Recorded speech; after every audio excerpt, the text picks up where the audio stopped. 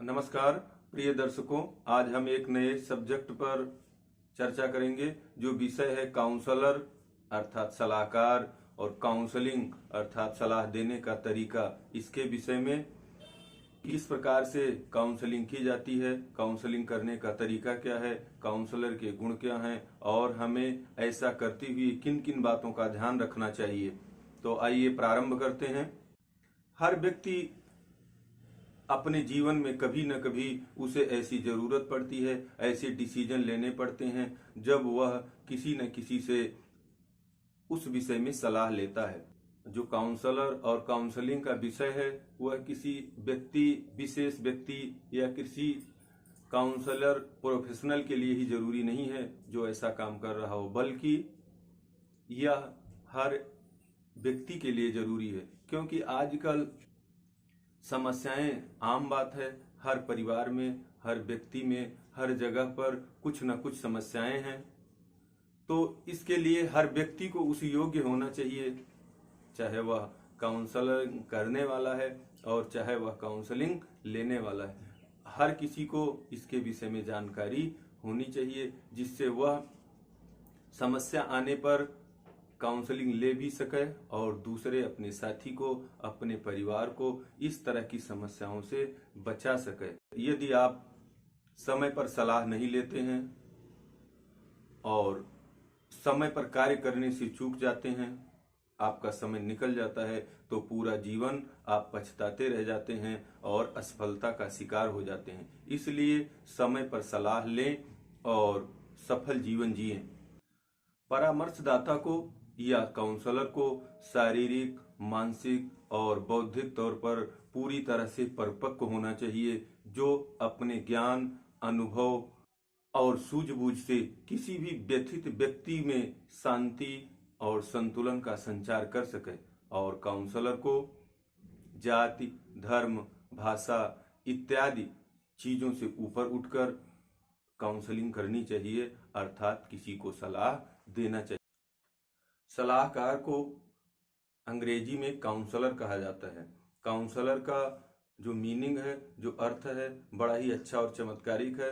आइए हम समझते हैं कि काउंसलर के अर्थ का क्या डेफिनेशन है। काउंसलर में सबसे पहला जो शब्द है वह सी का अर्थ है कॉन्फिडेंशियल।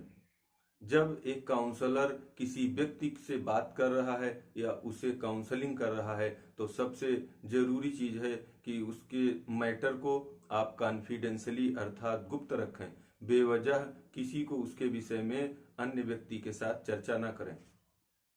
दूसरा है ओ का अर्थ है ओरिजिनलिटी, कि जो आप काउंसलिंग कर रहे हैं तो काउंसलर को ओरिजिनलिटी अर्थात सत्यता का ध्यान रखना चाहिए। ऐसा न हो कि आप खोखले बातों को और बेवजह की बनावटी बातों से आपने किसी आदमी को काउंसल कर दिया है।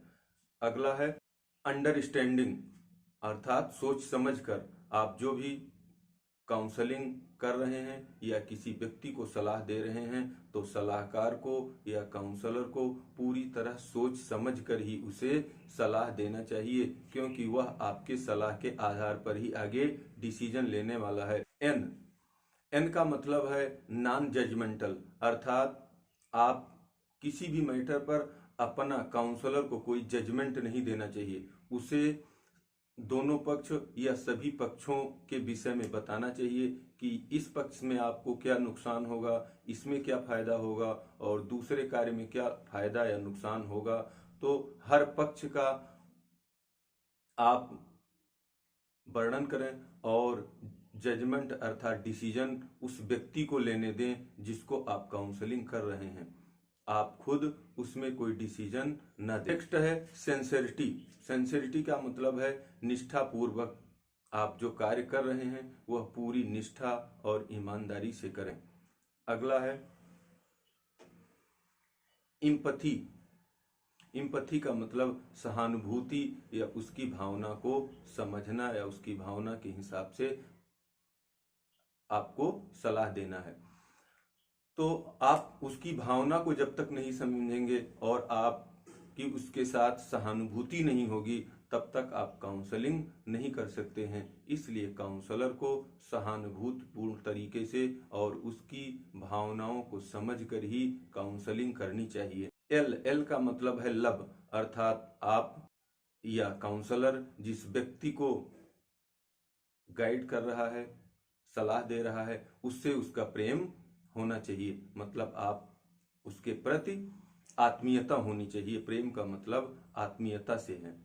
केवल एक क्लाइंट के तौर पर उसको डील नहीं करना है, एक आत्मीयता और सहानुभूति के तौर पर उसे डील करना है। एल का मतलब होता है लिसनर। काउंसलर की सबसे बड़ी विशेषता होती है कि वह सामने वाले व्यक्ति की बातों को अच्छी तरह से सुने। जब तक आप उसकी बात को सुनेंगे नहीं, समझेंगे नहीं, तब तक आप या काउंसलर उसे सलाह नहीं दे सकता। इसलिए काउंसलर की सबसे बड़ी खूबी होती है कि वह सावधानी पूर्वक उस व्यक्ति के सारी बातों को तसल्ली से सुने और उसके बाद उससे बात करें। ओपनेस अर्थात खुलेपन से आपको बात करनी है आपके प्रति, या एक काउंसलर को पूरे खुले मन से बात करना चाहिए जिसको वह सलाह दे रहा है। ऐसा न हो कि आप किसी पूर्वाग्रह से ग्रसित हैं और उस पूर्वाग्रह को लेकर आप बात कर रहे हैं या अपनी कहानी सुना रहे हैं। तो पूरे खुले मन से और किसी भी पूर्वाग्रह से दूर होकर आपको उससे बात करनी हो। रिस्पेक्टेबल का मतलब है इज्जत। आप जिस व्यक्ति को काउंसलिंग कर रहे हैं तो काउंसलिंग करते समय आपको ये ध्यान रखना है कि उस व्यक्ति की आपको रिस्पेक्ट करनी है, इज्जत करनी है, उसका सम्मान करना है, तभी वह आपकी बात को अच्छी तरह सुनेगा। तो काउंसलर का जो शब्द है वह ये पूरी उसकी मीनिंग है, और यह मीनिंग ही नहीं, यह एक काउंसलर के गुण भी होते हैं। अगला भाग है कि काउंसलिंग या परामर्श की आवश्यकता क्या होती है, वह कौन से कारण हैं। सबसे पहला कारण है व्यक्ति को स्वयं के बारे में सही जानकारी देने के लिए। कई बार ऐसा होता है कि व्यक्ति के अंदर स्वयं उसकी भावना के अंदर या उसकी बुद्धि के अंदर ऐसा कंफ्यूजन होता है या कुछ ऐसी चीजें छुपी हुई होती हैं या वो समझ नहीं पाता है कि गलती कहाँ है, और उसके अंदर ही वह कारण छुपा हुआ होता है और उसकी वजह से वह चारों तरफ परेशान होता है, लेकिन उसकी समस्याओं का समाधान नहीं हो पाता है। अगला है व्यक्ति के संवेगों को कंट्रोल करने के लिए। संवेग क्या होते हैं? संवेग कई तरह के होते हैं। जैसे किसी को क्रोध आता है, किसी को भक्ति होती है, किसी को ईर्ष्या होती है, किसी को प्रेम होता है, किसी को घृणा होता है, या किसी को लालच आता है। इस तरह के ये सभी चीजें संवेग के अंतर्गत आती हैं, और ये एक समय पर इनका ज्वार आता है या उठती हैं और एक समय के बाद शांत हो जाती हैं। तो जब कोई व्यक्ति किसी संवेग अर्थात किसी भावना से भावित होकर कोई कार्य करना चाहता है तो वह कार्य उसके लिए गलत हो सकता है। नेक्स्ट है स्वयं की गलतियों का एहसास कराने के लिए। कई बार व्यक्ति स्वयं गलती कर रहा होता है लेकिन वह अपनी गलती मानता नहीं है। उसको इस बात का एहसास ही नहीं होता कि मैं गलत कर रहा हूं, और वह उलझता रहता है, दूसरे से लड़ता रहता है और समस्याओं को झेलता रहता है। लेकिन जब वह काउंसलर के पास जाता है तो काउंसलर उसको यह समझा देता है कि आपकी गलती कहाँ है, और वह उस गलती को सुधार करके अपने जीवन में आगे बढ़ सकता है। पारिवारिक समस्याएं हर किसी के अंदर होती हैं, लेकिन परिवार का मतलब क्या होता है कि आपके माता पिता, भाई बहन, चाचा चाची या अन्य आपके आसपास के जो लोग हैं वे सब एक तरह से आपके पारिवारिक समस्याओं के अंतर्गत आते हैं। तो काउंसलर उन पारिवारिक समस्याओं में किस तरह से तालमेल बैठाया जाए, उनके साथ क्या समस्या हो रही है, क्या कारण से हो रही है, तो उसके विषय में काउंसलर समझ सकता है और दूसरे व्यक्ति को भी समझा सकता है। तो जब किसी व्यक्ति को पारिवारिक समस्या होती है तब वह सलाह लेता है, काउंसलर के पास जाता है। नेक्स्ट है विवाह संबंधी समस्याएं। विवाह का संबंध पति पत्नी से है। जब आपके पति पत्नी से संबंधित कोई समस्या होती है, चाहे आपकी शादी नहीं हो पा रही है या शादी होने के बाद पति पत्नी में कोई विवाद हो रहा है, झगड़े हो रहे हैं या अन्य किसी भी तरह की प्रॉब्लम हो रही है, तो उसके लिए हमें काउंसलर के पास जाना चाहिए और उसकी मदद लेनी चाहिए। नेक्स्ट है धन संबंधी। धन हमारे जीवन का सबसे बड़ा महत्वपूर्ण हिस्सा होता है। तो धन के अंदर बेसिकली 2-3 चीजें होती हैं। सबसे पहला है कि धन को कमाया किस प्रकार से जाए, दूसरा होता है कि धन को बचाया कैसे जाए, धन का मैनेजमेंट कैसे किया जाए। तो ये बहुत सारे मैटर होते हैं। तो जब कोई व्यक्ति धन संबंधी अपनी समस्याओं या पैसे से संबंधित समस्या को लेकर काउंसलर के पास जाता है, तो उसकी जो काउंसलिंग होती है वह धन संबंधी समस्या के तहत आती है। नेक्स्ट है बीमारी से संबंधित। जब किसी कारणवश किसी व्यक्ति का स्वास्थ्य खराब हो जाता है तो भी वह परेशान हो जाता है। अब आप सबके मन में यह विचार होगा कि बीमारी में काउंसलर क्या मदद कर सकता है। बीमारी के अंदर काउंसलर बहुत मदद कर सकता है कि आपकी बीमारी क्या है और आप उपचार क्या ले रहे हैं, आपकी बीमारी का पता चला या आप वैसे ही दवा ले रहे हैं। तो इस प्रकार से काउंसलर बीमारी से संबंधित समस्याओं में भी व्यक्ति की मदद कर सकता है। आमतौर पर होता क्या है, आप जिस भी डॉक्टर के पास जाएंगे वो आपकी दवा शुरू कर देगा तुरंत ही। बीमारी क्या है, समस्या क्या है, उसकी वह खोज बहुत बाद में करता है। और जब समस्या की खोज भी की गई तो आपकी समस्या किस प्रकार की है, किस विभाग से संबंधित है और आप दवा किस प्रकार के डॉक्टर से करा रहे हैं इत्यादि इसके विषय। इसके अलावा आप कौन सी गलतियां कर रहे हैं जिसकी वजह से आपको स्वास्थ्य संबंधी समस्याएं आ रही हैं। तो यह काउंसलर स्वास्थ्य संबंधी समस्याओं को भी डील कर सकता है। अगला है मादक द्रव्य, शराब इत्यादि ड्रग्स या इस प्रकार की नशीली चीजों से सेवन से संबंधित समस्याएं। इसके विषय में भी काउंसलर की मदद ली जा सकती है। यदि किसी परिवार में किसी व्यक्ति में इस प्रकार के किसी भी तरह के नशे की लत लगी हुई है तो वह काउंसलर के पास जाकर उसके विषय में उस व्यक्ति के अनुरूप गाइडलाइन ले सकता है, सलाह ले सकता है। अगला है और लास्ट कि तात्कालिक समस्याएं।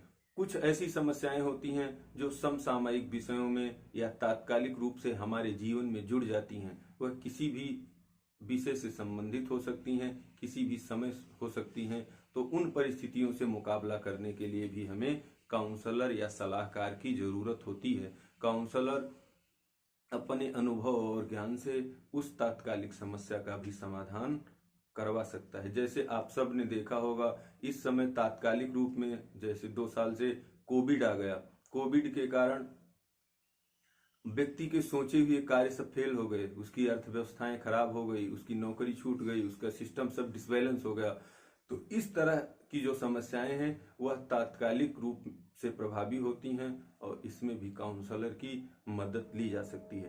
तो आप सब ने देखा कि काउंसलिंग की हमें क्या आवश्यकता है और हम किस प्रकार से उसकी मदद लेकर अपने जीवन में समस्याओं से छुटकारा पा सकते हैं। अब नेक्स्ट भाग है कि डू एंड डोंट, क्या करें और क्या ना करें। तो सबसे पहले खुले मन से, आपके अंदर दिल में कोई गांठ नहीं बंधी होनी चाहिए, कोई पूर्वाग्रह नहीं होनी चाहिए। आपको खुले मन से और सहजता से उस व्यक्ति को सलाह देना है। नेक्स्ट है पहले व्यक्ति को अपनी समस्या कहने दो, उसको आप अच्छी तरह से सुनो और उसके बाद में आप उसे काउंसलिंग करो। ऐसा ना हो कि आप कहना शुरू कर दिए, उसकी बात आपने सुना ही नहीं।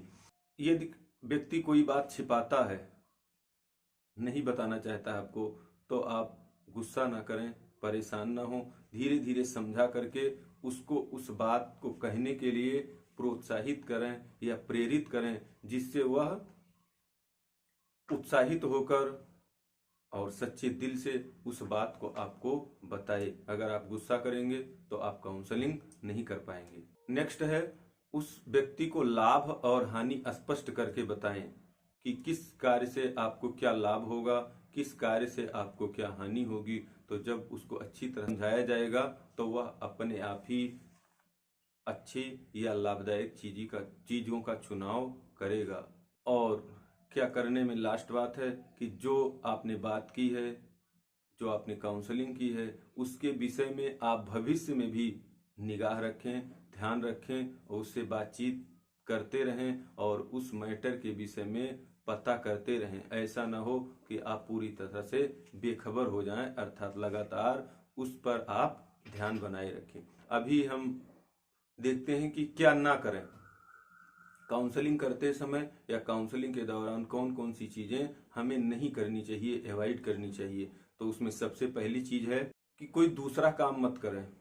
ऐसा ना हो कि काउंसलिंग करते समय आप कोई और काम कर रहे हैं, लिख रहे हैं, बात कर रहे हैं या किसी बच्चे को खिला रहे हैं या और कोई एक्टिविटी कर रहे हैं। नहीं, आप शांति से बैठिए और केवल काउंसलिंग के समय केवल उस विषय पर और उस व्यक्ति पर ही ध्यान रखिए, कोई दूसरा काम ना करें। नेक्स्ट है, किसी की समस्या का मजाक न उड़ाएं। हो सकता है समस्याएं एक से एक अजीब तरह की होती हैं, हर व्यक्ति की अलग अलग समस्या होती है, अलग अलग तरह का कंफ्यूजन होता है। तो किसी भी व्यक्ति की समस्या को आप कहीं भी मजाक न उड़ाएं, उसको आप सीरियसली लें और पहले भी बताया गया कि उसको आप गुप्त रखें। अपनी कहानी मत सुनाइए। कई लोग होते हैं किसी की कोई बात सुनते ही उनको किसी जमाने की बात याद आ जाती है, कहानी याद आ जाती है और उसको सुनाते हुए वे घंटे बिता देते हैं। आप उसमें अपनी कहानी मत सुनाइए, उसकी बात सुनिए और उसके मुताबिक आप उसको सलाह दीजिए। यदि समस्या आपके समझ से बाहर है तो आप उसको मना कर दीजिए, गुमराह मत कर दिए। ऐसा नहीं है कि कोई हर व्यक्ति सर्वज्ञ नहीं हो सकता, हर व्यक्ति की अपने ज्ञान की और अपनी समझ की सीमा है। अगर समस्या आपकी पकड़ में नहीं आ रही तो आप उसको मना करिए, आप उसको बेवजह गुमराह मत करिए। नेक्स्ट है कि काउंसलिंग करते समय आप सामने वाले व्यक्ति को किसी भी तरह की चेतावनी न दें, उसको किसी भी तरह की धमकी न दें। तो ये कुछ ऐसे पॉइंट थे जो हमें काउंसलिंग के दौरान अवॉइड करने चाहिए, नहीं करने चाहिए। लास्ट में हम यही कहना चाहेंगे कि प्रत्येक व्यक्ति को कोई न कोई समस्या होती है, लेकिन जब भी समस्या होती है तब उसे अच्छे लोगों से, विश्वास व्यक्तियों से, काउंसलर से इसके विषय में अवश्य चर्चा करनी चाहिए। इसी के साथ हम आप सबके अच्छे जीवन की कामना करते हुए अपनी वाणी को विराम देते हैं। धन्यवाद, नमस्कार, आप सबका दिन शुभ रहे।